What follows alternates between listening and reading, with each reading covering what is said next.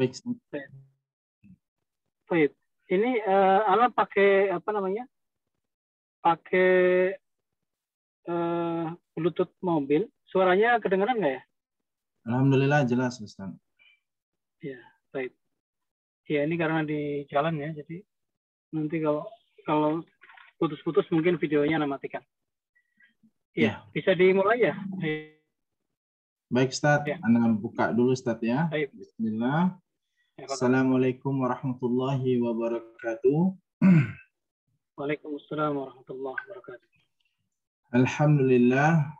Alhamdulillahilladzi hadana lihadza wa ma kunna linahtadiya laula an hadana Allah. Asyhadu an la ilaha illallah wahdahu la syarika lah wa asyhadu anna Muhammadan abduhu wa rasuluh. Segala puji hanya milik Allah yang masih memberikan kepada kita kesehatan, nikmat iman, nikmatnya waktu luang, nikmatnya menuntut ilmu syar'i, yang mudah-mudahan Allah Subhanahu wa taala mengistiqomahkan kita hingga pada saatnya nanti Allah taala pisahkan ruh dari jasad kita, dan semoga Allah Subhanahu wa taala senantiasa menjaga dan melindungi kita dari fitnah dunia dan juga fitnah akhirat. Alhamdulillah guru kita telah hadir di hadapan kita. Mudah-mudahan Allah Subhanahu wa taala selalu memberikan kesehatan kepada antum Ustaz, melindungi antum dimanapun antum berada. Mudah-mudahan Allah senantiasa memberikan kepada kita ilmu yang bermanfaat, ilmu yang baik, ilmu yang bisa menjadikan kita hamba-hamba Allah yang senantiasa selalu bertakwa kepadanya. Langsung saja kepada guru kami, Al-Ustaz Mas'ud Hafizahullah, falyatafaddal maskura. Baik. Bismillahirrahmanirrahim. Assalamualaikum warahmatullahi wabarakatuh. Innal hamda kullahu lillah nahmaduhu wa nasta'inuhu wa nastaghfiruh wa na'udzu billahi min shururi anfusina wa min sayyiati a'malina. May yahdihillahu fala mudilla lahu wa may yudlil fala hadiya lahu. Asyhadu an la ilaha illallah wahdahu la syarika lahu wa asyhadu anna Muhammadan abduhu wa rasuluhu alladzi la nabiyya ba'dahu. Ahibati fillah, ikhwah dan akhwat rahimani rahimakumullah, para peserta webinar ini. Malam ini Ana akan membawakan sebuah tema tentang mengenal instrumen investasi bagi pemula, gitu ya. Ahibati fillah, materi tentang investasi, mengenal instrumen investasi bagi pemula ini merupakan lanjutan dari materi sebelumnya. Kalau kita pernah dulu di pertemuan kedua atau ketiga membahas tentang pengaturan keuangan pribadi, ya, bahwa ada pos, di situ ada pos tentang tabungan atau investasi. Nah, inilah kemudian kita melanjutkan, ya, atau bagaimana bersikap dengan pos tabungan atau investasi itu. Kemudian juga di pertemuan kemarin kelima kalau nggak salah, itu juga ada tentang merancang pensiun, gitu ya, merencanakan pensiun. Juga salah satunya adalah sangat terkait dengan investasi ini, gitu ya. Terkait dengan bagaimana kita merencanakan pensiun itu, salah satunya adalah dengan kita memiliki instrumen investasi. Alhamdulillah rahimani rahimakumullah, bahwa investasi itu adalah kita meletakkan sumber daya keuangan kita, ya, baik sedikit maupun banyak, yang maksudnya adalah untuk memperoleh passive income, tetapi realitanya adalah yang terjadi, terkadang keinginan tidak seindah realita, gitu. Betapa banyak kemudian yang mereka investasi justru malah mengalami kerugian, jatuh pada investasi bodong dan sebagainya. Padahal istismar, ya, bahasa Arabnya itu istismar atau investasi itu memang bagian yang nyaris tidak terpisahkan dari kehidupan para entrepreneur ya, para wirausahawan, para orang-orang yang bergelimang di dalam entrepreneurship gitu ya, dalam wirausaha. Karena apa? Karena memang investasi yang tepat itu akan menjadi leverage, pengungkit. Ya. Pengungkit, tetapi kalau salah menjadi memundurkan usia kita dalam tanda petik. Karena apa? Karena kalau misalkan orang sudah punya aset atau omset atau aset kemudian sekian, kemudian qadarullah dia salah investasi, maka yang terjadi adalah dananya hilang. Dan itu sangat banyak terjadi akhir-akhir ini. Ya. Di satu sisi, sehingga investasi itu sebenarnya ada dua keadaan orang berinvestasi. Ada orang yang memang karena kondisi keuangannya ada yang sudah lebih, dana yang diam, kemudian dia investasikan. Tetapi ada juga yang tujuannya adalah tujuan ingin menabung. Ya, ingin menabung. Jadi tabungan itu uang yang sebenarnya belum banyak, dia tabung, kemudian dengan tabungan itu minimal tabungannya itu akan ada nilai tambahnya gitu. Jadi ada dua keadaan. Jadi akhirnya jadi tema kita ini akan membahas pertama tentang instrumen investasi, ya, jenis-jenis investasi. Yang kedua adalah menghindari investasi bodong juga termasuk, karena ini sangat marak sekali. Dan yang ketiga adalah prinsip-prinsip aman dalam berinvestasi. Ya. Jadi tiga bab ini. Pertama adalah mengenal instrumen investasi bagi pemula, beberapa instrumen investasi. Yang kedua adalah menghindari investasi bodong. Dan yang ketiga adalah kiat berinvestasi secara aman. Ya. Kita mulai. Hibati fillah rahimakumullah. Tadi sudah kita sampaikan bahwa investasi itu tujuannya adalah untuk menggunakan sumber dana yang ada pada kita, baik sedikit maupun banyak, untuk menghasilkan passive income. Jadi kita masih bekerja atau tidak melakukan hal terkait dengan dana itu, tapi dana itu bekerja untuk kita. Ya. Dan investasi ini bisa ada dua keadaan. Yang pertama adalah karena orang memang sudah punya dana diam ya, yang lebih, dia diinvestasikan supaya dengan itu dia bisa mendapatkan passive income. Kemudian yang kedua adalah memang orang ingin menabung. Ya. Kita yang mungkin masih bekerja atau orang yang uangnya masih sambil buat usaha, tapi dia disiplin menyisihkan tabungan ya, untuk hari tua, untuk pendidikan, untuk haji, untuk umroh dan sebagainya. Tapi dia ingin tabungannya adalah tabungannya tidak diam. Artinya dia akan ada berkembang ya, ada passive income juga, tapi memang bukan karena lebih ya, tapi karena memang ingin menyisihkan buat tabungan. Gitu. Sehingga dari dua keadaan ini, maka setiap kita sebenarnya bisa berinvestasi dan memungkinkan untuk berinvestasi. Mengapa? Baik karena Allah berikan rezeki yang sudah cukup, kemudian ada uang diam yang kita ingin itu diinvestasikan. Kita ingin pensiun, ya, sudah tercapai batas modal pensiun kita. Atau yang kedua adalah karena memang kita masih bekerja atau masih berusaha ya, masih kecil, tetapi kita ingin menyisihkan tabungan. Gitu ya. Nah, hibati fillah rahimakumullah, maka sebagai seorang wirausahawan, seorang pengusaha atau orang yang entrepreneur, dia perlu mengenal beberapa instrumen investasi yang sangat dasar. Karena kadang-kadang ada orang yang melihat itu disangkanya investasi, padahal bukan. Padahal itu adalah liability, itu adalah beban. Misal orang beli rumah, nanti akan kita terangkan. Orang beli rumah, bangunan itu. Bangunan itu bisa jadi investasi, bisa jadi beban. Relatif tergantung keadaannya. Kemudian kita mulai saja. Yang pertama adalah, ini Ana terangkan secara general ya. dan disertai sedikit keterangan. Pertama adalah investasi. Yang pertama adalah deposito syariah. Deposito syariah. Artinya seseorang, ya tentu saja syariah ini diantaranya menggunakan skema bagi hasil, ya, dan ini ada di bank-bank syariah.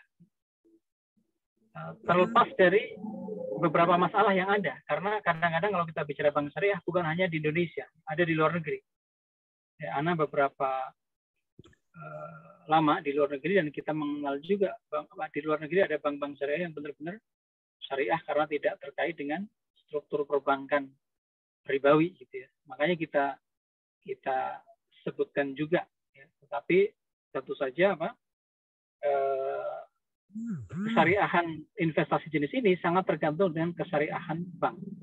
Kalau bank syariahnya masih setengah-setengah atau masih enggak syariah, ya, tentu saja hukumnya menjadi tidak dibolehkan. Tapi saya sebutkan karena memang ada bank-bank syariah di luar negeri atau di tempat-tempat yang mungkin kita tahu itu sudah syar'i banknya misalkan. Saya nggak nyebut merek, tapi ada banyak di luar negeri yang kemudian syariah. Tetapi begini, haibati fillah, deposito syariah ini artinya mendepositokan di bank syariah itu merupakan upaya yang sebenarnya paling orang dalam tanda petik, ya maaf, paling bodoh berinvestasi gitu dalam tanda petik, ya. Artinya orang yang nggak bisa benar-benar memutar usahanya atau mencari tempat investasi yang bagus, pada akhirnya dia udah karena nggak bisa ngapain, orang memilih investasi di deposito syariah, di bank syariah. Itu boleh dikatakan gaya mati banget. Orang nggak bisa mengelola, orang nggak bisa berinvestasi di tempat yang lebih baik, akhirnya ditaruh di deposito syariah. Memang sih artinya kalau memang orang punya kemampuan, dia tidak akan memilih cara itu. Mengapa? Karena ya memang dia relatif aman. Relatif amannya karena memang biasanya, ya, di banyak negara itu ada semacam di Indonesia LPS, lembaga penjamin simpanan, gitu ya. Tetapi memang marginnya, karakteristik deposito itu marginnya relatif kecil jika dibandingkan dengan jenis investasi yang lain, gitu ya. Marginnya sangat kecil, tergantung dengan margin, ya. Kalau di Indonesia mungkin tergantung suku bunga bank konvensional, jadi standar. Tapi kalau di bank syariah berarti tergantung Allah Azza wa Jalla itu keuntungan bank syariah memutarkan itu. Tetapi kalau di Indonesia mungkin ya relatif bernaik turun, mungkin misalkan kalau di persentase, ya, karena realitanya deposito syariah itu bukan berdasarkan bunga, ya, jadi bagi hasil gitu. Tapi itu kecil lah, mungkin setahun mungkin pasti di bawah 10%, mungkin ada yang 8%, 7%, kecil. Tetapi memang masalah terbesarnya adalah tantangannya kesyariahannya, bahwa itu syar'i atau tidak, gitu. Itu tergantung memang bagaimana sistem operasional bank syariah tersebut. Kalau di Indonesia memang masih banyak catatan-catatan sehingga menurut saya, ya, deposito syariah ini termasuk ya, kecuali memang nanti ada bank yang betul-betul syariah, ya. Kalau ada, tapi saya enggak tahu sampai sekarang ini, banyak catatan-catatan sehingga kurang strategis lah. Ya. Karena apa? Karena secara umum membiarkan uang di bank itu juga bagian dari kurang memutar harta, ya, beredar pada umat, pada sektor usaha, secara ekonomi juga merugikan. Yang kedua juga memang aspek kesyariahannya juga masih debatable, ya, masih diperdebatkan. Sehingga hal ini memang ya mungkin walaupun itu jalan terakhir orang yang sangat tidak berbisnis, tapi kalau antum renungkan, maka sebenarnya kurang strategis lah gitu. Tapi sebagai salah satu instrumen investasi kita sebutkan, siapa tahu antum suatu ketika, ya, mengenal ada bank di luar negeri, atau mungkin bukan bank sih, tapi dia lembaga keuangan, ya, lembaga keuangan yang syar'i, ya, bukan bentuknya bukan bank, Ya, antum investasi di situ sehingga pada akhirnya mungkin aman ya, dan kemudian kita hitung sebagai salah satu jenis instrumen investasi. Tetapi tadi bahwa secara umum saya pribadi sangat tidak mencenderungi cara ini. Tapi ini kenapa kita terangkan? Karena ada yang udahlah saya taruh aja investasi di bank syariah gitu. Itu mungkin setelah ini dia akan mulai melihat, oh ya ternyata banyak kerugiannya. Dalam tanda petik kerugiannya kenapa? Karena marginnya kecil. Yang kedua juga membuat dana kurang berputar di umat ini. Yang ketiga juga sangat relatif dengan kesyariahan. Habibatifillah, rahimahumullah. Yang kedua adalah investasi emas. Ini banyak dilakukan. Dan ini orang sering menyangka bahwa membeli emas itu, ya memang dia salah satu instrumen investasi. Tapi sebenarnya, ahibatifillah rahimahumullah, bahwa ketika seseorang membeli emas, sebenarnya lebih tepat dikatakan, banyak yang mengatakan bahwa emas itu bukan termasuk instrumen investasi. Yang membeli emas menyimpannya itu belum tidak banyak yang mengatakan itu sebenarnya bukan investasi, tetapi dia adalah mempertahankan nilai harta kita supaya tidak tergerus oleh inflasi. Mungkin kalau jadi dia bisa dilakukan membeli emas, disimpan, tetapi nilainya pasti bertambah, ya nilainya pasti bertambah. Tetapi yang antum ingat adalah pertambahannya itu sebenarnya relatif hanya mengikuti hanya mengikuti inflasi ya, di negara tersebut. Kenapa? Karena memang dalam Islam kan yang dulu di zaman Rasul SAW alat tukar itu kan emas ya, dan perak. Emas itu dinar, perak itu dirham. Ketika mata uang ataupun mata uang zaman dulu, zaman Nabi SAW sebagai alat tukar itu, kenapa emas? Karena memang harganya nggak pernah turun gitu. Zaman Nabi SAW sampai sekarang mungkin beli satu kambing dengan sekian dinar, sekarang pun sekian dinar masih bisa buat beli kambing sekian gitu. Jadi nilainya masih bertahan. Gitu. Jadi emas pasti naik, tetapi yang harus kita pahami adalah bahwa emas itu bukan sebenarnya kurang tepat kalau dikatakan sebagai tempat investasi. Dia adalah tempat untuk atau sarana untuk mempertahankan nilai harta, sebuah harta atau nilai uang itu supaya kemudian tidak turun, tidak tergerus oleh inflasi. Jadi kalau ada kawan-kawan yang mungkin punya emas 5 tahun lalu, beli 1 gramnya misalkan 1 gram emas yang murni 24 karat, misalkan 400.000 misal, 300.000. Sekarang mungkin dulu misalkan 400-500.000, sekarang 5 tahun kemudian, iya sudah 800.000, 900.000 1 gram emasnya misalkan. Itu naik, betul. Tetapi sebenarnya naiknya itu relatif mengikuti inflasi. Ya, jadi kalau dia bukan alat investasi yang real, tetapi dia adalah alat untuk mempertahankan nilai uang. Gitu.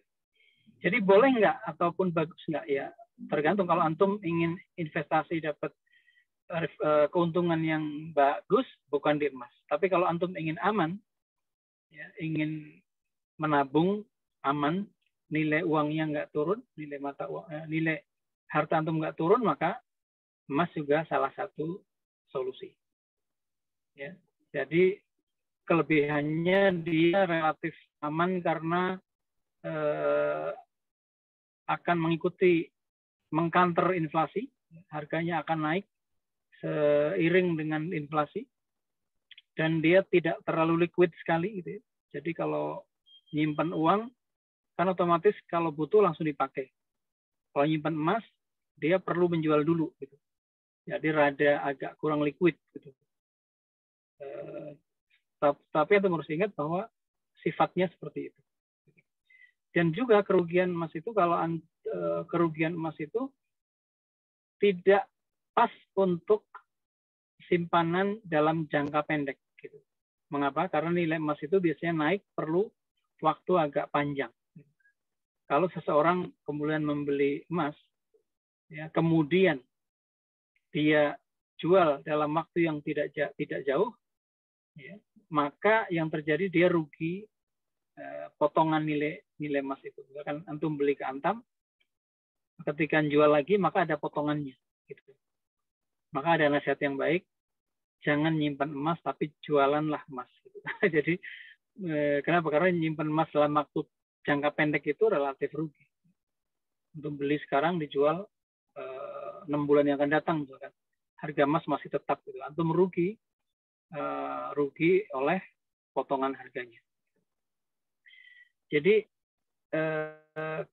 kalau begitu emas itu bagaimana karakteristiknya? Dia tepat untuk orang yang memang belum menemukan instrumen investasi yang keuntungannya besar, yang relatif lebih baik. Ya. Yang kedua, dia sifatnya adalah mempertahankan nilai harta atau nilai uang itu untuk tidak tergerus inflasi, gitu ya. Yang ketiga, dia cocok untuk mereka yang memang menyimpan dalam waktu relatif lama, gitu ya, relatif lama. Ya, kalau memang hanya sebentar-sebentar ya sudah rugi. Gitu. Tentu saja ahibati fillah, rahimanakumullah. Jangan lupa juga tentu saja zakatnya. Kalau menyimpan emas zakat, sebagaimana zakat mal, kalau sudah nisab 85 gram emas, tidak kurang dari itu, sudah sama atau lebih, kemudian sudah diam haul 1 tahun, maka dia wajib mengeluarkan zakatnya 2,5%. Ya, itu yang kedua, investasi emas. Ya, yang ketiga, hebati fillah, rahimahkumullah, yang instrumen investasi yang sering kita lihat di masyarakat ya, adalah investasi saham. Ya. Saham ini adalah kita membeli kepemilikan perusahaan tersebut. Ya, kita membeli sekian persen kepemilikan saham tersebut, kepemilikan perusahaan tersebut. Ya, membeli saham berarti membeli kepemilikan perusahaan tersebut, dan kita mendapatkan 2 hal. Pertama adalah capital gain, keuntungan dari nilai perusahaan itu. Ya, yang kedua adalah dividen. Dividen itu seperti penghasilan perusahaan itu, penghasilan rutinnya.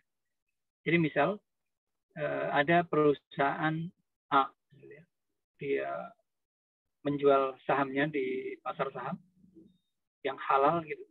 Kemudian nilainya misalkan 1 lembar sahamnya 10.000 gitu. Kemudian alhamdulillah di waktu-waktu mendatang kinerjanya baik, keuntungannya besar, akhirnya sekian tahun kemudian 1 lembar sahamnya nilainya naik. Itulah capital gain. Kita dapat keuntungan dari kenaikan nilai perusahaan itu. Tadinya nilai perusahaan itu adalah misalkan 1 miliar, 1 lembar sahamnya misalkan Rp1.000 misal. Kemudian 5 tahun berikutnya kinerjanya bagus, omsetnya naik, asetnya bertambah, akhirnya nilai perusahaannya, nilai sahamnya menjadi dari 1.000 misalkan jadi 10.000 misalnya. Kita untung dari 10.000 menjadi mungkin 100.000 misal. Kita untung ketika menjual lagi kepemilikan perusahaan itu, jual saham itu, maka akan menjadi kita mendapatkan keuntungan. Selain itu, keuntungan yang kedua adalah keuntungan dividen. Jadi bagi hasil dari atau bagi keuntungan dari hasil rutin perusahaan itu. Mungkin ada yang per 6 bulan, ada yang sekian bulan sekali dapat keuntungannya berapa perusahaan itu kita dapat. Sehingga untuk untuk saham ini memang salah satu instrumen investasi yang banyak dilakukan oleh banyak orang, tetapi kita perlu mengenal karakteristiknya. Yang pertama tentu saja sebagai seorang muslim yang kita mengenal halal dan haram. Kalau mau investasi saham, maka kita harus memastikan bahwa perusahaan-perusahaan yang kita beli sahamnya itu adalah perusahaan yang halal. Tidak menjual produk yang haram, tidak bermuamalah dengan muamalah yang haram, dan juga intinya perusahaan yang benar-benar kita tahu bahwa dia perusahaan yang halal. Kemudian yang kedua, bahwa sifat dari saham ini adalah dia cocok untuk masa yang panjang. Jadi uang yang diam dan masa yang panjang. Kenapa? Karena memang marginnya itu ya relatif tergantung dengan kata Allah Azza wa Jalla, tergantung dengan situasi perusahaan itu. Gitu. Jadi bisa kemudian naik bagus, kinerja perusahaannya bagus, bisa juga kemudian kinerjanya biasa saja atau mungkin turun, kinerjanya buruk gitu ya. Sehingga di situ ada faktor yang kemudian perlu diperhitungkan dengan baik gitu ya. Bahwasanya saham ini cocok untuk masa yang relatif panjang. Jadi kalau antum mengamati perusahaan-perusahaan yang ada di Indonesia misalkan atau di dunia, itu memang nilai perusahaan itu memang rata-rata sih mayoritas memang naik gitu ya. Tetapi itu butuh waktu yang lama. Gitu. Artinya perusahaan itu mungkin kalau kita lihat per 5 tahun, per 10 tahun, itu bergerak, naik turun, tetapi pada akhirnya dia terus naik. Gitu. Nah, sehingga itu hanya tepat untuk mereka yang dananya memang dana tabungan jangka panjang atau dana nganggur atau tabungan jangka panjang, dan juga karena keuntungannya itu relatif tidak fix ya, tidak punya kaidah yang jelas, bisa besar bisa kecil ya, Allah Azza wa Jalla tergantung kinerja perusahaan. Maka kalaulah yang sangat bagus misalkan mungkin bisa dimudahkan 10% per tahun, maka ini adalah jumlah yang bagus untuk mereka yang membeli saham perusahaan dalam jumlah besar. Artinya kalau misalnya kita punya 10 juta, ya, kemudian alhamdulillah setiap tahun nilai usahanya, kinerjanya bertambah, asetnya bertambah, omsetnya bertambah, kemudian dapat keuntungan dari capital gain-nya, ya, kita jual di tahun depan 10% misal gitu ya. Maka 10% dari 10 juta adalah 1 juta. Dan dibagi 1 tahun, maka hanya sekian puluh ribu. Sehingga itu sangat tidak cocok untuk pemula. Untuk orang-orang yang usaha pemula. Orang-orang yang dananya tidak terlalu banyak. Tetapi bagi mereka yang memang itu dana yang kita lupakan, dana yang kita tidak memang untuk jangka panjang gitu ya, mungkin bisa. Tetapi kekurangannya apa? Kekurangannya bahwa antum harus memilih betul-betul perusahaan yang halal. Perusahaan yang halal sehingga nilai investasi antum investasi yang halal. Ini tentang saham. Sehingga untuk pemula, bahkan bagi yang sudah lama pun, saham itu termasuk bagi mungkin kurang strategis lah ya, kurang strategis bagi secara banyak tinjauan lah gitu ya. Tetapi apalagi yang pemula gitu.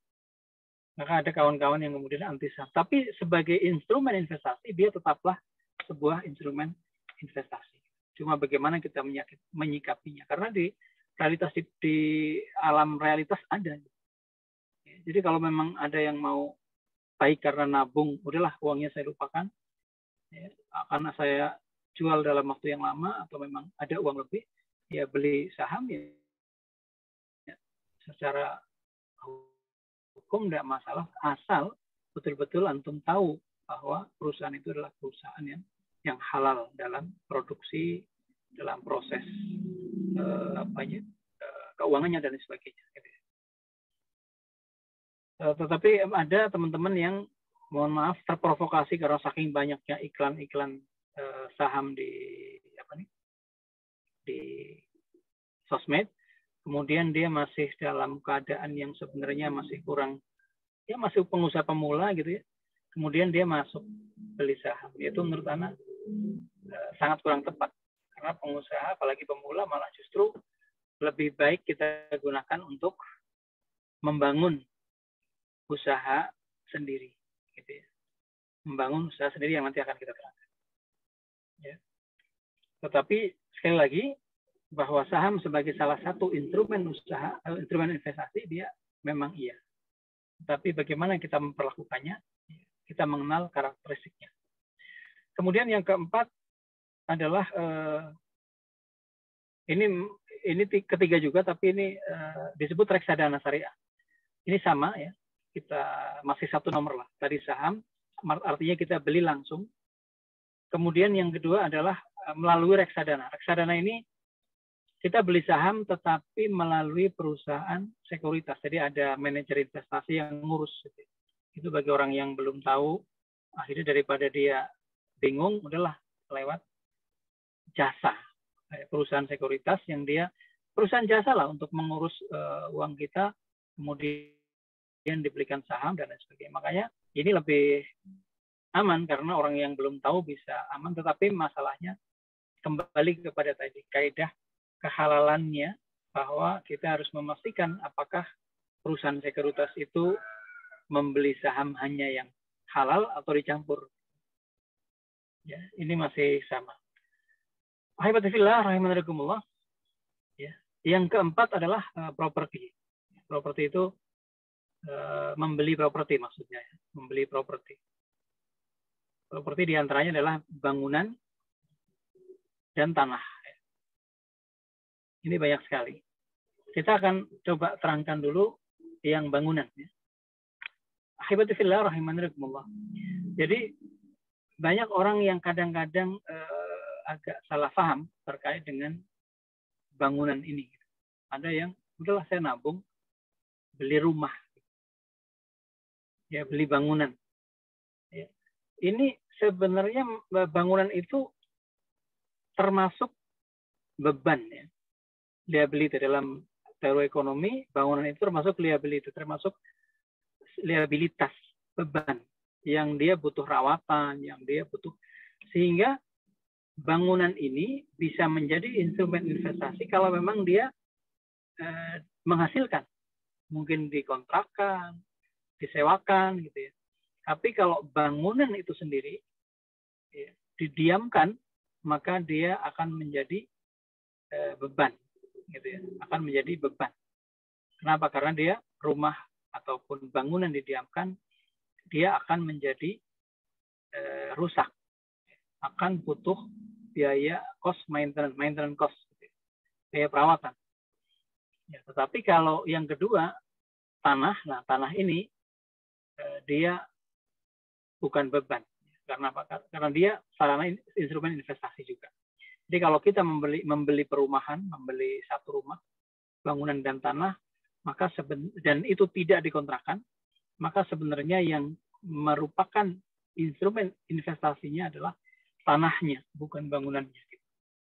Kalau dia dikontrakkan ya, gitu. Tapi kalau dia didiamkan, maka bangunannya akan menjadi beban liabilitas yang akan butuh perawatan, akan makin rusak, ya. Maka dan tanahnya itu merupakan instrumen investasi yang baik. Sehingga dari situ seorang entrepreneur itu akan membeli rumah yang diinvestasikan kalau rumah itu memang bisa disewakan. Atau kalaupun tidak disewakan, tapi dia berada di tempat yang strategis, sehingga nilai pertambahannya itu akan lebih besar dibanding nilai inflasi per tahun. Misalkan antum tahu, oh itu perumahan ini, masya Allah, ada di pinggir jalan, dekat pasar, kemudian di tempat strategis akan ada bangun tol, gitu, tol misalkan.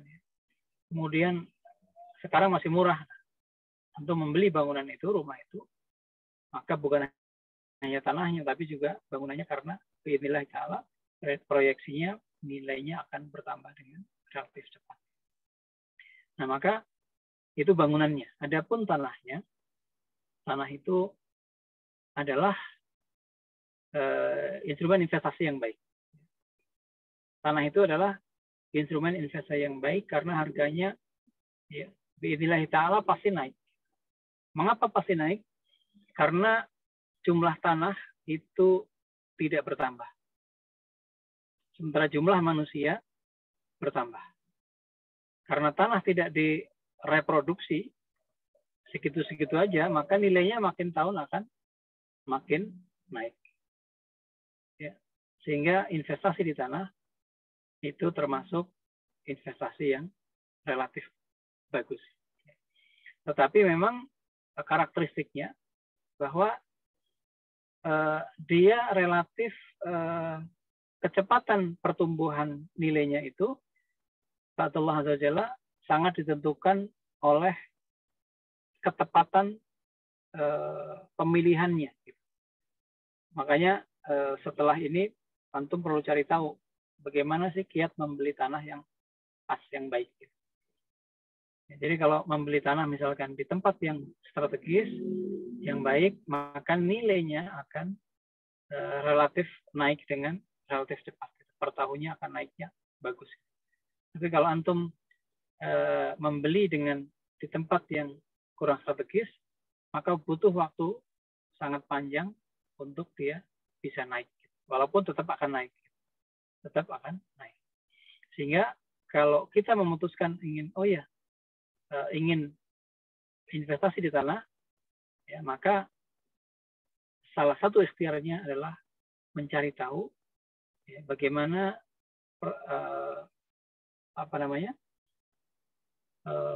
tempat atau posisi yang strategis dari tanah itu. Kalau itu strategis, maka insya Allah bagus. Dan saya pernah menyertai seorang pengusaha konglomerat dari Madinah Al-Munawwarah. Beliau sempat mencerita bahwa beliau itu, masya Allah, tabarakallah, Allah memberikan rezeki yang sangat banyak dari konglomerat di Madinah Al-Munawwarah. Salah satu ikhtiarnya adalah bahwa beliau fokus pada tanah, gitu. Dia jual beli tanah, beli di tempat yang strategis, kemudian nggak terlalu, kemudian dalam waktu yang tertentu harganya udah naik, dia jual, terus seperti itu. Hanya saja ahibatifillah, membeli tanah ini resikonya juga cukup tinggi, ya, karena di Indonesia, apalagi di Indonesia, banyak kasus sertifikat ganda, kemudian juga lain-lain, sehingga bagi mereka yang ingin masuk kemudian membeli tanah, ya, maka dia perlu memahami aspek-aspek legal dari jual beli tanah. Ya, misal salah beli, bahwa ternyata beli tanah orangnya, ahli warisnya tidak pada setuju misalkan, ya, karena beli tanah itu dia harus tanda tangan itu suami istri, gitu. Kemudian kalau mereka sudah nggak ada, ini tanah waris, gitu, maka harus anak-anaknya semua ahli waris. Ahli warisnya kalau kemudian qadarullah tanah yang mau dibeli adalah tanah yang kemudian waris, kemudian di situ belum banyak masalah, ya, sehingga bisa jadi malah dana kita menjadi terancam. Kita nggak dapat surat-surat. Ya, tapi sekali lagi bahwa tanah itu salah satu instrumen investasi yang baik. Ada yang bertanya, kalau gitu berarti bisa nggak kita kalau ngumpulin uang kan kemudian relatif cepat kepake, ya? Mungkin kalau gitu beli emas, kemudian kalau sudah cukup untuk membeli tanah, kemudian dijual beli tanah. Bisa nggak? Ya bisa saja. Bisa saja. Itu salah satu ikhtiar. Kemudian, ahibatifillah, rahimahullah, yang kelima, tadi properti. Yang keempat, yang kelima adalah investasi usaha. Ya. Baik di orang lain maupun di kita, maupun investasi di usaha kita, maupun di orang lain. Rata-rata kalau ngomong investasi usaha biasanya di orang lain. Nah, ini yang perlu kita sangat perhatikan. Dan saya sangat menjumpai banyak banget kawan-kawan yang begitu ada dana, apalagi kadang-kadang dana sendiri maupun dana orang lain, dia menghimpun, kemudian dia salurkan, diinvestasikan ke tempat usaha orang. Nah, ini kita harus hati-hati dan kita juga perlu mengenal karakteristiknya. Habibatifillah,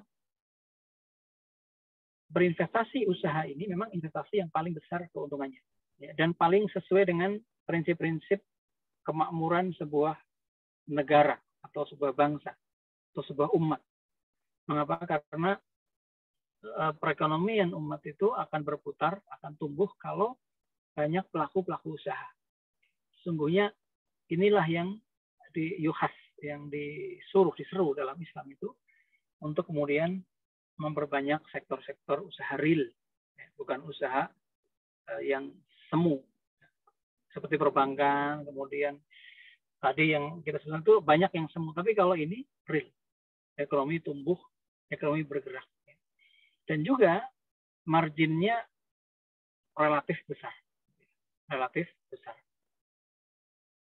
Kalau orang bisnis restoran, bisnis makanan, produksi makanan, produksi baju, produksi sepatu, produksi rumah, membangun rumah dan dijual, itu rata-rata keuntungan per tahun itu memang bisa di atas 20%, mungkin 25%, bahkan kalau makanan itu mungkin bisa 100% lebih.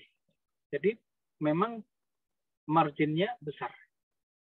Atau beternak udang, ada udang windu, ada apa itu, besar gitu ya, perkapalan, perburuan ikan, besar pemasukannya.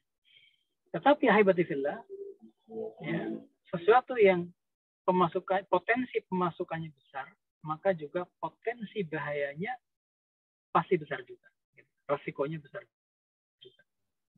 Sehingga kita dengar, mungkin antum kemarin baru dengar ada kabar-kabar yang investasi kroto, makanan apa itu, burung ya, itu katanya 1 bulan itu dapat 5% atau 10% gitu. Ya sudah, kita akhirnya apa? Ternyata investasi bodong. Banyak banget investasi bodong. Mengapa? Karena memang usaha itu sendiri, investasi di bidang usaha ini memang tidak mudah. Jadi apalagi mereka orang yang baru berusaha. Orang yang lama saja, ketika kita investasi belum tentu pada saat itu kemudian dia lancar, apalagi yang baru. Tantangannya cukup besar. Sehingga kalau kita mau investasi di tempat orang itu, betul-betul hati-hati. Betul-betul dicek, diteliti, ya, bahwa kenapa? Karena memang ketika antum melepas dana antum, apalagi dana orang, misalkan, ke tempat orang lain juga, maka dari situ potensi uang itu nggak kembali, itu 50%. 50-50 itu. Jadi kalau antum punya dana nih, ditaruh di tempat orang, ditaruh di usaha orang, apalagi uang orang, ya, kita taruh di tempat usaha orang, maka begitu kita lepas dana itu, maka potensi dana itu nggak kembali itu sudah 50%, 50-50. Sehingga sehingga betul-betul ketika menaruh di tempat orang itu, anak pribadi punya kaidah, jangan kita naruh di tempat orang kecuali kita mengikuti prosesnya. Proses wabil khusus proses keuangannya. Ya, kalau yang memang misalkan begini, ada orang nawarin, udah saya mau jualan handphone atau bikin restoran, modalnya sekian, mungkin 10 juta misalnya, atau 20 juta atau 50 juta. Dan antum punya, alhamdulillah pas ada dan ingin investasi, maka jangan ditaruh begitu saja. Antum buat kesepakatan, ya, misalkan rekening penampungannya, semua hasilnya masuk ke rekening, dan rekening itu adalah atas nama berdua, antum dan orang itu, nggak bisa ngambil salah satunya, harus ngambil tanda tangan sepengetahuan keduanya misalnya. Dan antum mungkin naruh orang juga kepercayaan antum untuk mengamati prosesnya, mungkin untuk menjadi bagian keuangannya dan sebagainya gitu. Kalau memang antum bisa dan mereka boleh mengetahui prosesnya, ngikutin prosesnya, aspek-aspek keselamatan itu diizinkan ya mungkin bisa. Tapi kalau enggak, mending tidak. Mending kita masuk kepada investasi yang kedua, yaitu usaha sendiri. Usaha sendiri ini juga tidak mudah. Ini potensi gagalnya juga banyak ya. Tetapi minimal kalau kita dananya tidak diinvestasikan ke orang lain dan itu diem di kita, minimal uang itu masih ada. Tapi kalau ditaruh di tempat orang lain dan rugi, ya sudah hilang. Atau kemudian dia nggak amanah, ya hilang. Tapi kalau masih ada di antum, maka investasi usaha sendiri itu adalah yang paling paling besar potensi keuntungannya, ya relatif paling aman karena resikonya ditakar oleh kita. Tetapi memang paling sulit. Karena itulah kemudian kita perlu belajar ini menjadi entrepreneur, menjadi wirausahawan, menjadi pelaku usaha. Perlu belajar pelan-pelan sampai akhirnya kita bisa untuk investasi di usaha kita sendiri. Karena kalau antum usaha sendiri misalkan, bahkan pada akhirnya ya mungkin sampai kalau kita punya usahanya bagus, malah mungkin menjadikan bukan kita investasi di orang, tapi orang investasi di kita. Gitu. Sehingga, tetapi kita harus ingat ada kaidah juga, jangan pernah memikirkan investasi atau bahkan mengambil investasi orang ke kita, ya, kecuali sebatas yang kita perlukan. Ya. Yang diperlukan adalah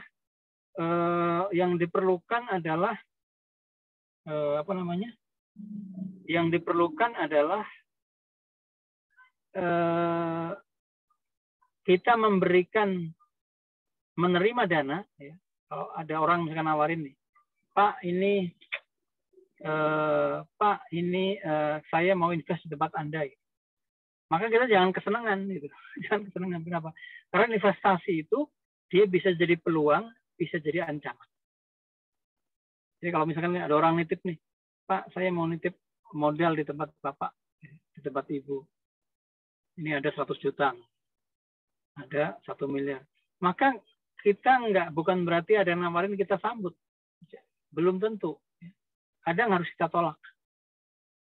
Kaidahnya apa? Kaidahnya adalah kita hanya menerima investasi sebanyak yang memang usaha kita perlukan. Kalau yang paling penting itu bukan modalnya, tapi usahanya yang menghasilkan. Betapa banyak modal kemudian diterima, dia nggak untung, akhirnya dia terlilit pada hutang.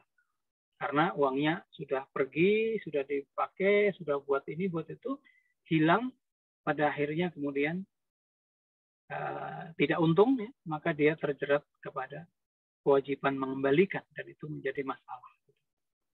Sehingga seorang muslim fokus pada membangun usahanya dari kecil, ya, dia besarkan, kemudian ketika sudah maju, ya, ingin berkembang, hati-hati juga, dia hanya menerima investasi, kalau ada orang berinvestasi, sebatas untuk pengembangannya, jadi sebagian saja. Sebagian besar adalah miliknya dia. Gitu. Ya, itu yang kelima ya, usaha. Sehingga ya, sehingga kita sekali lagi ya, sebagai penutup, kita jangan tergiur dengan tawaran orang untuk investasi. Ini investasi di sini, untungnya besar gitu. Per bulan 5%, per bulan 10%, dan sebagainya. Tidak ada usaha yang mudah. Kecuali Allah memudahkan. Tidak ada usaha relatif, usaha itu susah. Jadi kalau ada orang nawarin keuntungan besar, apalagi kita tidak tahu prosesnya, apalagi kita tidak terlibat pada sebagian prosesnya, maka yakinlah bahwa 90% itu adalah investasi bodong. Atau money games, atau ya gitulah, dia akan ngambil keuntungan dari korban berikutnya. Kalau kemudian sudah nggak ada korban atau meledak, sudah hilang semua. Dan hari ini kita menyaksikan banyak sekali. Sehingga nasihat saya jangan pernah tertarik dengan tawaran-tawaran yang sangat terlalu manis. Saat ini banyak sekali lewat Telegram, lewat ini WA, sosmed, banyak nawarin. Itu termasuk juga tawaran, maaf ya, dukun-dukun, penggandaan uang, konsultasi gaib atau membantu secara gaib itu bullshit semuanya. Bukan hanya uang akan diambil, bukan hanya ketipu, tapi juga akidahnya tergadai. Ya, masuk ke wilayah kemusyrikan, waliyadzubillah. Rugi dunia, rugi akhirat. Ya, mungkin itu saja dulu untuk sesi pertemuan ke-7 ini. Ya. Jadi semoga ini bisa mengingatkan saya sendiri dan antum sekalian akan beberapa instrumen investasi, beberapa jenis investasi, dan karakteristiknya. Sehingga antum dan kita semua sebagai pelaku usaha yang akan menjadi pengusaha yang atau entrepreneur, wirausahawan, atau yang sedang merintis, maka kita mengenal instrumen tadi, karakteristiknya, dan kita bisa mungkin memulai atau berhati-hati atau mungkin menghindari instrumen-instrumen yang memang kurang strategis. Ya, jadi dari sekian ini maka akhirnya kembali pada ternyata yang paling menguntungkan, paling aman adalah bagaimana kita menginvestasikan dana kita di tempat kita.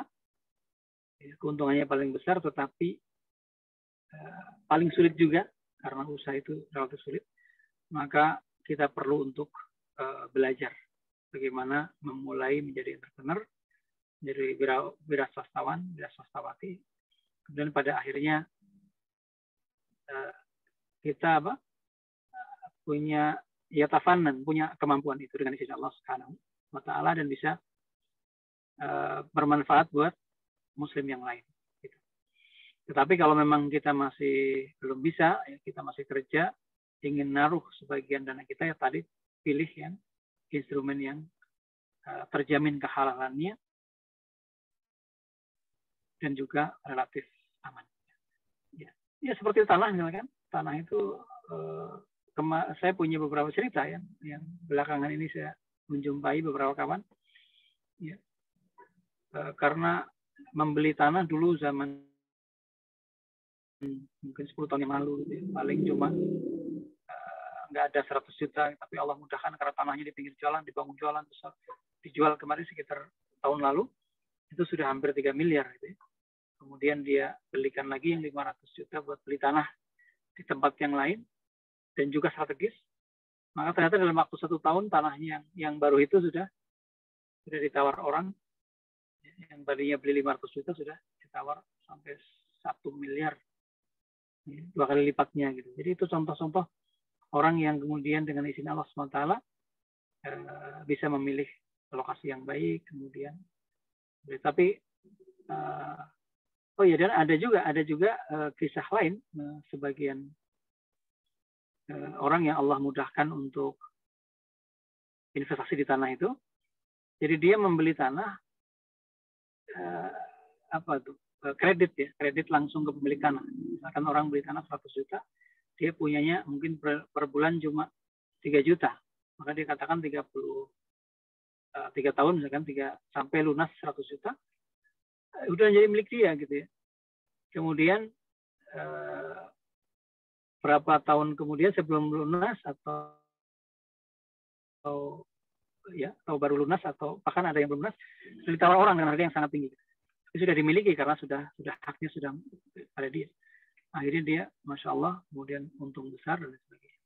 Alhamdulillah banyak hal yang bisa kita bahas di pertemuan-pertemuan berikutnya. Dan hati-hati investasi, jangan sampai jatuh pada investasi bodong. Yakinlah kalau orang menawarkan keuntungan besar dalam waktu yang singkat, kemudian dengan mudah, ya maka itu 99% adalah investasi bodong. Jangan tergiur, jangan masuk ya, ke dalamnya. Lebih baik realistis bahwa memang segala sesuatu itu ada sebab, segala sesuatu perlu diusahakan, maka usaha sendiri, usaha yang aman, belajar, ya, atau kalau mau investasi ya investasi di tempat tadi, instrumen yang relatif aman dan halal. Mungkin dari saya cukup sekian, sudah 1 jam kurang sedikit. Kalau ada yang bertanya silahkan. Kalau nggak ada, langsung saya tutup.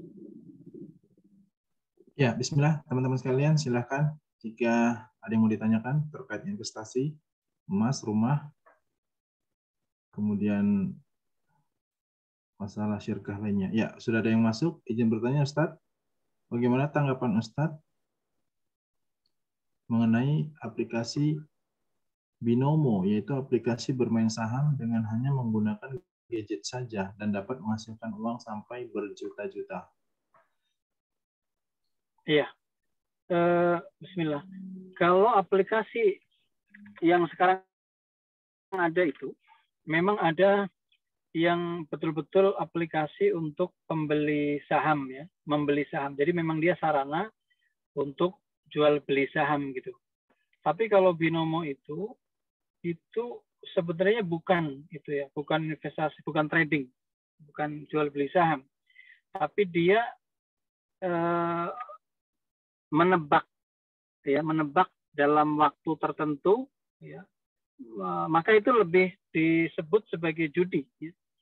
Lebih kalau Binomo ya, setahu saya itu bukan aplikasi jual beli saham trading yang benar, dia mirip judi gitu ya, karena dia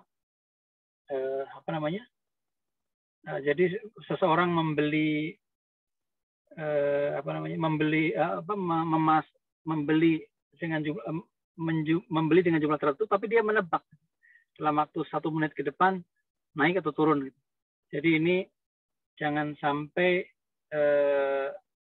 kita ikut, jangan sampai kita tertarik, karena memang Binomo itu termasuk praktek perjudian.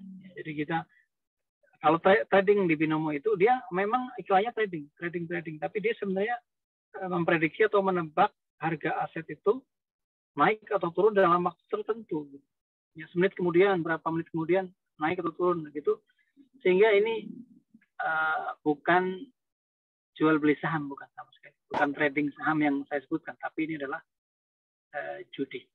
Ya, jadi antum sudah tahu kalau judi hukumnya tidak sama sekali, bukan investasi, bukan trading, tapi dia adalah perjudian yang pasti diharamkan dan kita jangan tertarik lah. Ya. Mungkin ada yang lain? Wallahu a'lam. Saya mau tanya. Ya, silakan.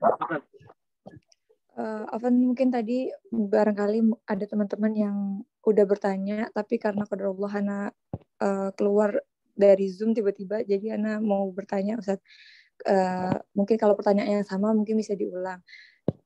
Mengenai investasi, itu kalau misalnya seperti beberapa aplikasi yang kita tahu, itu kan ada apa ya, nama aplikasinya tuh, pokoknya aplikasi sejenis dia itu saham gitu, Ustaz. Nah, terus juga dengan investasi emas, tapi ketika emas itu dijual ternyata harganya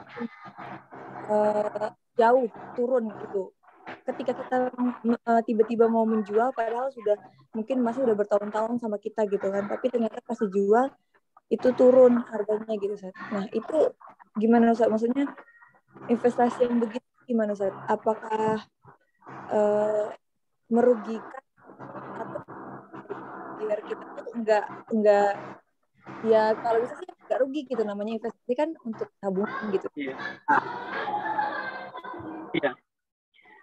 Jadi kalau aplikasi tadi memang aplikasi itu kan tergantung siapa yang buat ya aplikasi, sehingga bagi seorang muslim ketika dia mau membeli saham aplikasi, memang pada akhirnya kadang-kadang susah kita memasrahkan itu saja. Misalkan ada aplikasi reksadana. Reksadana itu artinya kita memasrahkan kepada manajer investasi ya, kemudian dia yang akan membelikan saham misalnya. Kalau reksadana saham berarti akan di. Maka kita harus betul-betul mengenal manajer investasinya itu siapa. Gitu. Apakah dia orang yang relatif mutadayyin, orang yang kemudian agamanya baik atau tidak. Gitu. Artinya kita perlu mentakkid itu. Nah, kalau kita pakai aplikasi yang kita membeli saham secara pribadi langsung, maka kita juga harus mengenal karakteristik perusahaan yang akan kita beli. Makanya biasanya orang-orang beli saham itu memang membeli perusahaan yang memang dia dekat dengan keseharian. Misalkan, oh iya saya tahu perusahaan ini memang pemiliknya sepulan, dia orangnya agamanya baik, produknya halal, kemudian juga asetnya pertumbuhannya bagus. Nah, gitu. Jadi pada akhirnya kita tidak bisa 100% mempercayakan kepada aplikasi-aplikasi itu, tapi itu hanya alat bantu yang mana kita perlu mentakkid. Seperti tadi contoh lagi Binomo tadi. Binomo kan judi ya, jadi relatif trading yang sifatnya lebih pada perjudian. Karena memang tidak ada tidak ada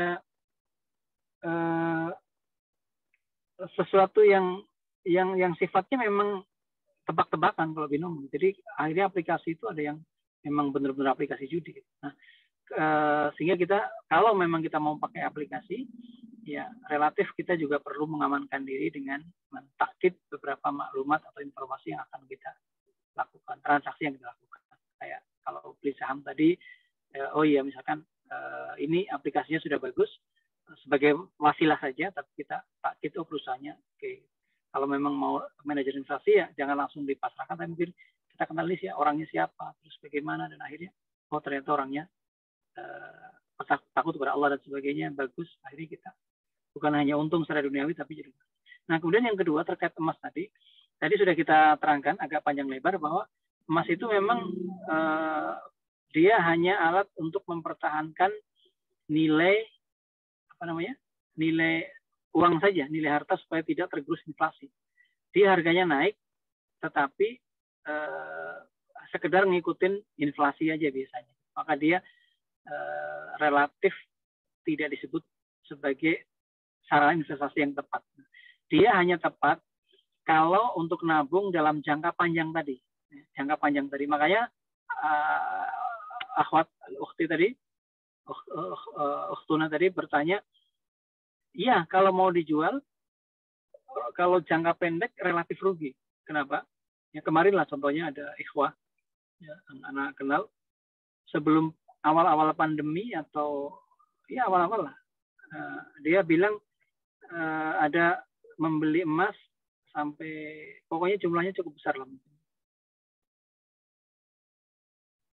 Ada mungkin 100 gram atau kurang lebih kayak gitu ya. Kemudian kepepet kebutuhan, beberapa bulan kemudian gitu dijual, ruginya sampai berapa? Ruginya Antam memotong katanya berapa per gramnya itu, pokoknya besar lah, ada berapa persen gitu, 40.000 atau per gramnya gitu, atau pokoknya jumlah besar lah gitu.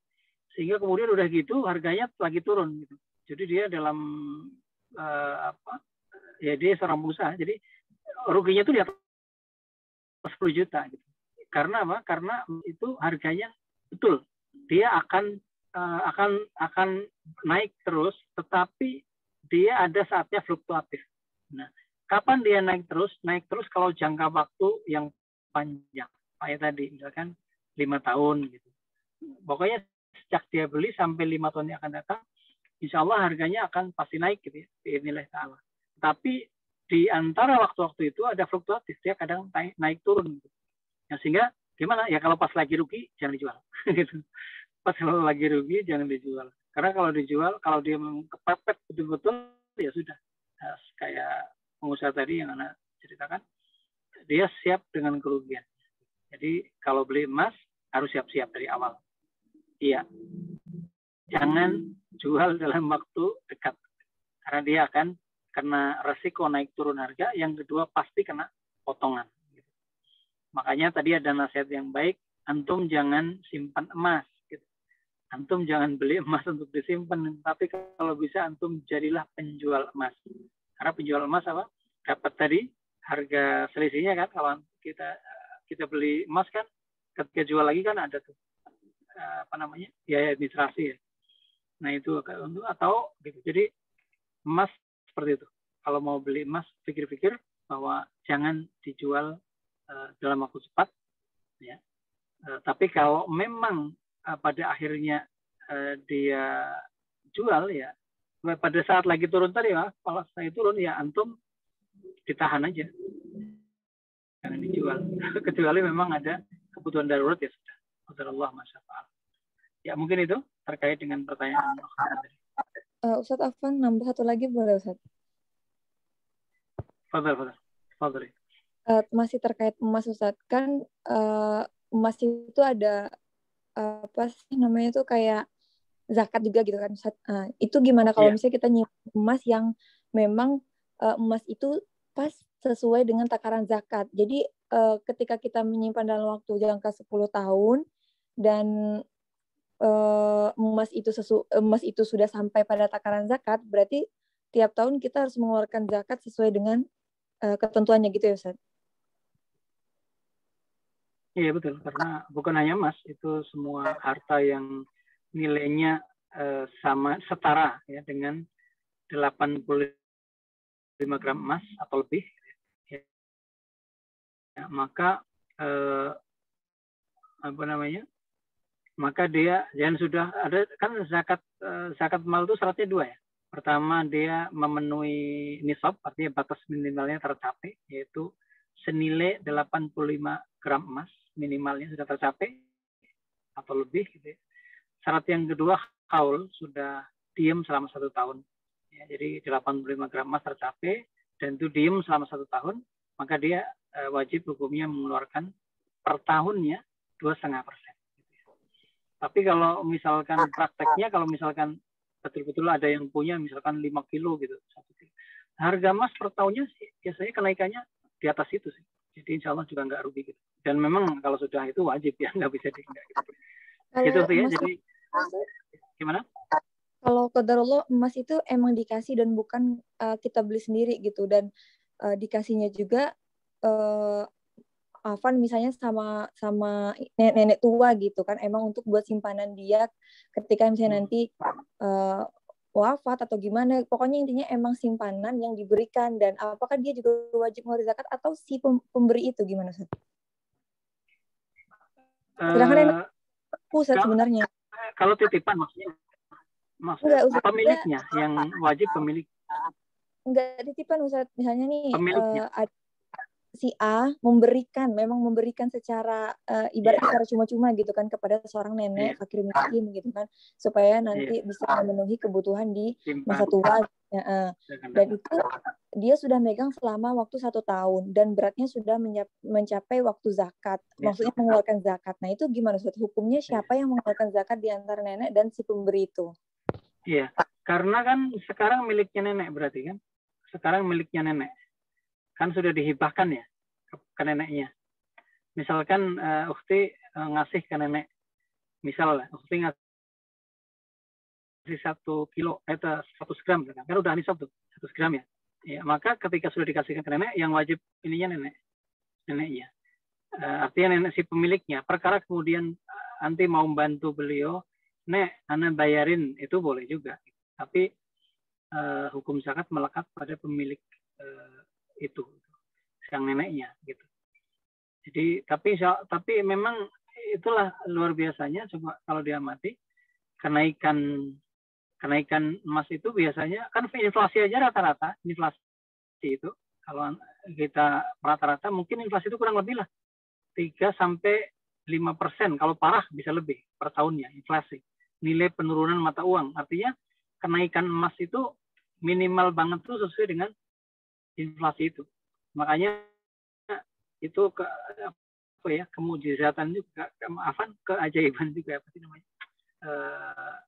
Itulah ijaznya juga, bahwa kenapa Masya Allah Allah Azza wa Jalla memberikan kewajiban zakat 2,5% per tahun bagi emas, tetapi realitasnya emas itu kenaikannya biasanya di atas itu. Jadi mungkin bisa per tahun 3%, bisa 5%. Jadi tetap saja itu nggak rugi. Ya kalau cuma mungkin masalahnya nenek itu kan kalau nggak punya uang dia harus menjual sebagian gitu mungkin ya. Itu masalah teknis lah, itu masalah teknis. Bisa dicari solusinya, mungkin bisa. Kalau ada yang bayarin boleh juga. Tapi yang jelas jawabannya wallahu a'lam bishawab itu melekat kepada pemiliknya. Gitu ya, ya. Dan jangan takut itu akan berkurang karena realitasnya juga dia akan pertambahannya juga biasanya di atas 2,5%. Gitu. Wallahu a'lam. Ada lagi? Tadi ada yang lewat SMS apa? SMS tadi, ada yang SMS. Oh ya, ini. Bisa dibacakan tadi? Saya bertanya, dari 6 investasi tersebut, dalam urutan yang paling aman menurut syariah yang mana, Ustaz? Untuk pemula investasi usaha sendiri, properti, atau emas? Untuk pemula yang paling aman. Ya, ya, ya. Jadi sekarang ini kan pemula itu ada 2 jenis. Pemula itu ada yang apa namanya, yang memang dia masih kerja dan memang belum punya usaha, dan ada orang pemula tapi memang sudah masuk. Kalau yang jenis pertama memang dia masih kerja, ya, masih kerja di perusahaan, masih kerja dari PNS, dari guru apa, dan dia ingin nabung dan investasi, maka cara yang relatif relatif aman itu dia bisa mengumpulkan, kalau dia disiplin, mungkin ditabung dalam bentuk uang, ya, kemudian dibelikan tanah, itu paling aman. Atau yang paling bagus kalau dia memang bisa nego ke orang, beli tanah yang strategis tapi mungkin dicicil gitu langsung ke pemiliknya. Maaf Pak, saya beli tanah sekian, kemudian saya nyicil gitu. Artinya ke tanah itu lebih relatif aman. Cuma masalahnya adalah tanah itu kan jarang yang dijual kecil-kecil ya. Gitu. Kalau per bulan misalkan dia nabung 500.000 atau 1 juta, untuk ke tanah kan perlu ngumpul lama gitu. Sehingga kalau memang ada yang, oke lah beli tanah kafling, misalkan kaflingannya misalkan 50 juta gitu kan, mungkin per bulan 500.000, 1 juta mungkin dapat itu ini. Tapi kalau memang nggak bisa, ya mungkin tadi emas menjadi pilihan. Emas menjadi pilihan bisa juga. Atau kalau memang dia bisa, jadi jawabannya relatif ya, kalau untuk orang yang masih kerja itu. Kalau dia memang bisa menyertai teman yang lagi usahanya bagus dan dia ikut prosesnya, bisa juga. Tapi ini kadang-kadang susah lah ya. Hanya dia itu, menurut saya, wallahu a'lam bishawab, dia kumpulin uang itu dalam bentuk uang atau tabungan tadi ya. Kalau nabung, Ana sarankan juga supaya aman adalah tabungan titipan aja ya. Apa namanya? Wadiah ya. Bank syariah itu wadiah yang nggak ada tambahan-tambahnya. Udah nambah, sudah cukup, kemudian dia belikan tanah. Atau langsung cari tanah yang harganya kaflingan yang memang terjangkau. Ya, antum nyicil langsung tiap bulan mungkin 500, 1,5 juta, 2 juta, 3 juta, tergantung kemampuan antum. Tapi sudah berupa tanah. Asal jangan salah beli tanah kafling ya. Jangan kafling fiktif.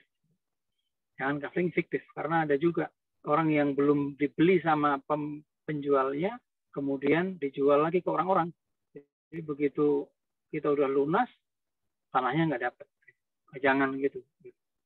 Tapi kalau ada yang betul-betul sudah dibeli, kepemilikannya udah berpindah ke orang itu, dan dengan kita ada PPJB namanya. Jadi salah satu ciri tanah yang benar itu penjualnya PPJB dengan kita. Karena belum lunas kan, harusnya kan AJB. Kalau sudah lunas itu ada akta jual beli, akad jual beli. Tapi kalau belum kan nggak mau tuh notaris. Jadi kalau beli tanah harus ke notaris, jangan di bawah tangan. Karena beli antum ini tanda tangan nih di bawah tangan pakai materai, itu nggak ada nilainya. Gitu. Karena apa? Karena itu hanya di bawah tangan. Secara hukum punya bukti, menjadi bukti, tapi dia nggak mampu mengamankan apapun, nggak punya kemampuan legal mengamankan.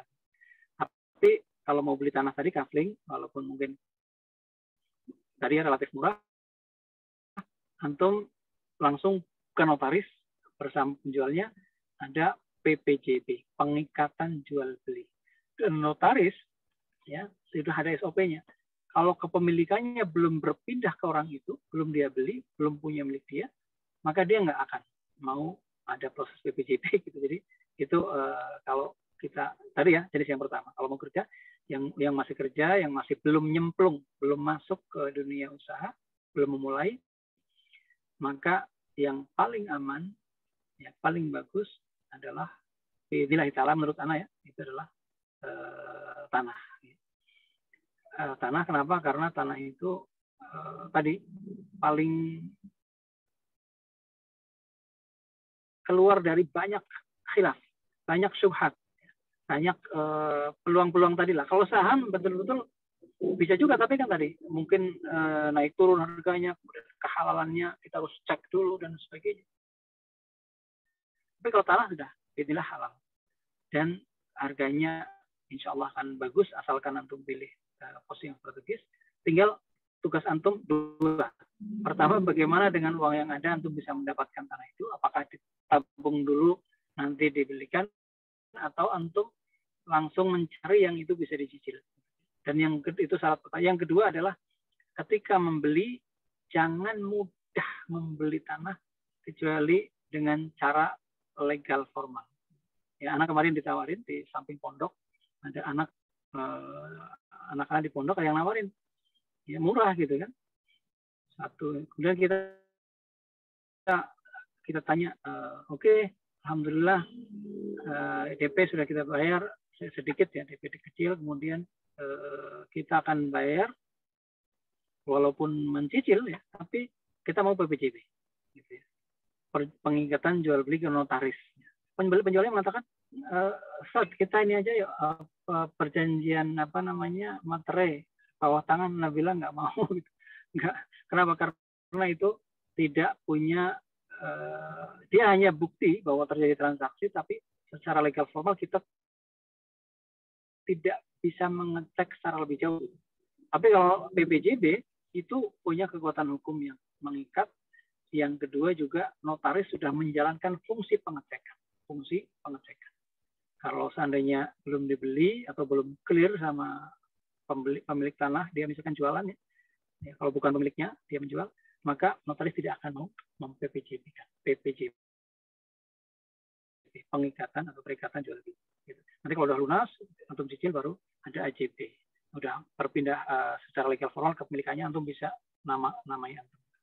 Itu untuk orang yang masih kerja. Tapi kalau yang sudah masuk ke usaha, yang paling bagus dengan izin Allah SWT adalah antum investasi di usaha antum sendiri. Jadi benar-benar niatnya investasi, bukan kayak ini gitu. Jadi artinya, iya, misalkan antum lebihnya daripada ngambil dana orang, ini dana antum disisihkan. Ya sekian, ini memang niatnya investasi, dihitung investasi. Nanti antum balikan ke pos sana dengan keuntungannya. Karena apa? Karena misalkan antum nih sekarang lah jual, kita hitung untungan relatif relatif simple. Karena baju-baju banyak yang bikin sendiri ya. Kita beli bahan misalnya, mungkin baju laki-laki dengan baju perempuan beda. Taruhlah kita beli mungkin 30.000 bahan, udah bagus. Atau bahkan ada yang kadang-kadang cuma 15.000, 30.000, kemudian dijahit. Jahit, ya antum cari penjahit yang murah, mungkin bisa 30.000, mungkin bisa kurang, bisa lebih gitu. Dengan modal 50.000, ternyata harga jual rata-rata kita melihat di pasaran itu bisa masya Allah gitu, di atas 100.000 gitu. Maksudnya harga pasar ya, kita jualnya bebas.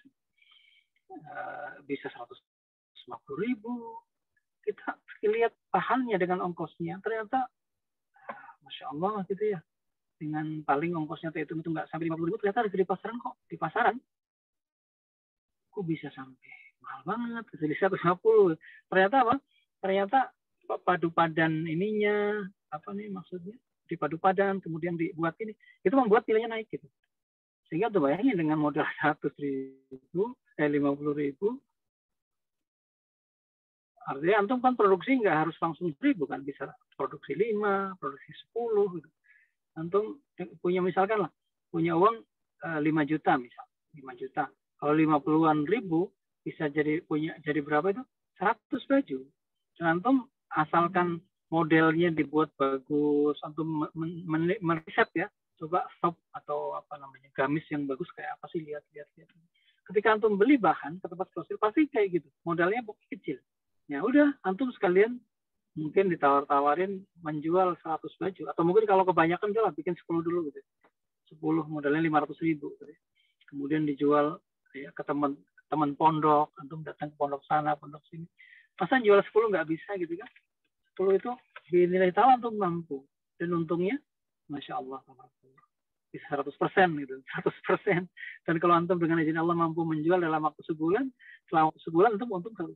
Nah itulah kenapa dalam Islam itu yuhas, disuruh untuk kita bicara, dagang, ya. Karena memang untungnya besar. Nah itu bagi yang sudah nyemplung, atau yang ibu-ibu ya, anak tahu di sini ada yang jual makanan, ya, itu keuntungannya Masya Allah. Bebek misalkan di pinggir jalan itu bebek itu harganya 40.000 satu porsi di Jakarta. Antum tahu itu 1/6 bebek, dan satu bebeknya misalkan 30.000 hanya 5.000 modalnya, tambah nasi, tambah ini. Itu modalnya mungkin 10.000 sampai nggak sampai 10.000, dan dia jual dengan 30.000 mungkin, bahkan mungkin lebih. Jadi Masya Allah. Jadi kalau orang yang sudah nyemplung ke usaha, ya saran anak investasi di tempat sendiri saja. Cuma memang dihitung ya, jangan dicampur dengan modal itu. Memang ini investasi. Jadi tabungan antum misalkan tadi yang untuk akan pos investasi, pos tabungan, misalkan antum ambil 5 juta ya, investasi ya antum perlakukan sebagai investasi. Nah, ini investasi, jadi antum balikin. Itu sih. Ya, Afan mungkin jawabannya terlalu panjang karena anak ingin betul-betul apa ya, kita punya mindset baru lah gitu. Jangan apa-apa ke orang. Ya gitu, wallahu a'lam bishawab. Cukup atau ada lagi? Ya, teman-teman masih ada? Ya, sepertinya sudah malam ya. Sudah ya, setengah 10 ya. Setengah 10 ya. Nampaknya kita cukupkan dulu, kalau nanti ada pertanyaan bisa dibuat yang ada. Ya, mungkin dari Ana cukup sekian. Hai, ikhwah, semoga Allah Azza wa Jalla memberkahi pertemuan kita ini. Dan mari kita, ya, realitanya Ana pekan ini ketemu dengan beberapa asatid yang ngajar, ya, bifadillah Ana ada pondok baru di Jawa Tengah, pondok Hafizul Quran. Kita memberikan maksudnya mencari guru-guru, dan ternyata juga ketika kita ngobrol dengan para pengajar, memang realitasnya memang pada akhirnya kita menyimpulkan apalagi di daerah-daerah yang cukup susah akses ekonominya, kemudian ma'had, ada yang dia pindah dari tempat yang Masya Allah ma'hadnya nggak mampu memberikan relatif mukafah yang cukup, dan betul-betul sangat ini. Pada akhirnya mereka mengatakan, Ustaz, kita memang butuh sakofah, wawasan entrepreneur kayak gini.